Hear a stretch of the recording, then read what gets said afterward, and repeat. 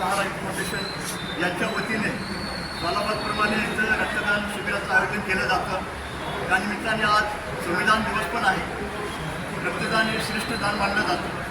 संस्थापक अध्यक्ष फिरोजभाई शेख हे सातत्याने गेली 6 वर्षापासून इथे रक्तदान शिबिर आयोजित करत आहेत आणि दरवेळेस त्यांचं रेकॉर्ड ब्रेक इथं रक्तदान शिबिर असतं. 200 ते 250च्या दरम्यान इथं पाकिटं रक्त म्हणजे पुरवठा हे केला जातो. याच्या अनुषंगाने आज आम्हाला एवढंच सांगायचं आहे की आज आपण रस्त्याचे अपघात बघतो किंवा ऑपरेशनमध्ये तिथं रक्त कमी पडलं ते बघतो.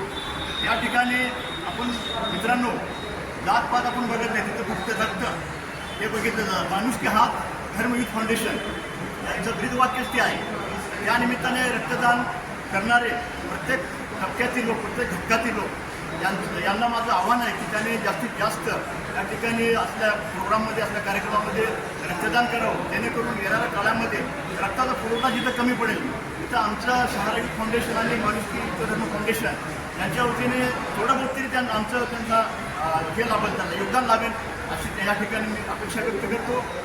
आणि संविधान दिनानिमित्त आज मी या फाउंडेशनला पण शुभेच्छा देतो.